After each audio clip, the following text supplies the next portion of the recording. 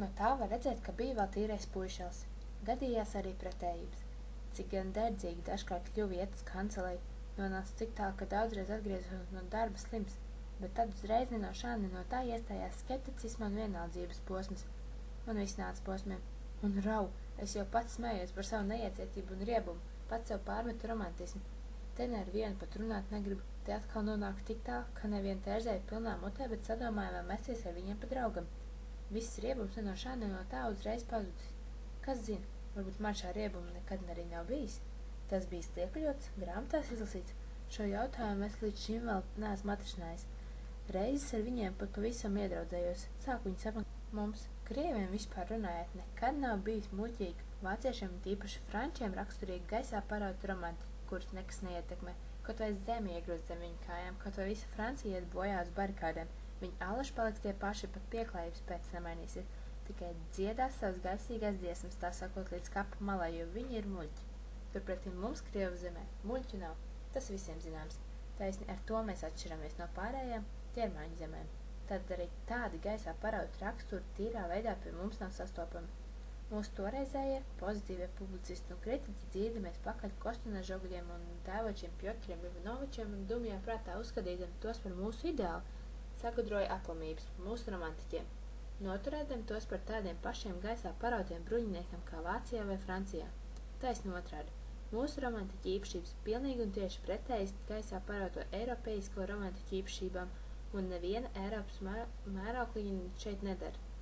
Atļaujiet jau nu man lietot šo vārdu. Romantiķis ir veclaicīgs, cienījams, pelnīts un visiem pazīstams vārdiņš. Mūsu romantiķu īpašības ir visu saprast, visu redzēt, un bieži vien redzēt nesalīdzinām skaidrāk nekā redz mūsu vispozitīvākie prāti. Ne ar vienu un ne ar ko nesamierināties, bet tai pašā reizē arī neko nenievāt. Visu apiet, visam piekāpties, pret visiem rīkoties diplomātiski. Patstāvīgi paturēt acīs derīgo, praktisko mērķi. Šādus tādus kroņa dzīvoklīšus, pensīņas, zvaigznītes, saskatīt šo mērķi caur visādiem entuziasmiem un lirisku pantiņu sējumiņiem, un tai pašā reizē arī daļu un cēlos saglabāt sevi nesagrājumu līdz kapa malai, un pie tā paša saglabāt arī sevi fatītē ievistītu kā nes kādu dārgu jubilēru izstrādājumu, kaut vai, piemēram, tā paša daļā un cēlā labad. Plaša vēriena cilvēks ir mūsu romantiķis. Un pirmais blēdis no visiem mūsu blēžiem. Varu jums apgalvot, pat no pieredzes. Protams, tāds ir, ja romantiķis ir gudrs, bet ko es runāju? Romantiķis allaži ir gudrs, tikai gribēju piezīmēt, ka lai arī mums dažkārt ir bijuši romantiķi muļķi, taču tos nav ko skaitīt, un vienīgi tāpēc, ka viņi jau spēku uzziedā galīgi pārtapuši par vāciešiem un lai ērtāk saglabātu savu julieru izstrādājumu, apmetušies kaut kur tur, visvairāk Veimārā vai Švarcvaldē. Es, piemēram, no visas sirds nicināju savu dienas darbību un nespļaudījos, tikai tāpēc, ka neklājās, jo pats tur sēdēju un par to saņēmu naudu. Rezultātā ņemiet vērā. Es tomēr nespļaudījos. Mūsu romantiķis drīzāk prātu zaudēs, kas gan, jāsaka, notiek visai reti, bet spļaudīties nespļaudīsies.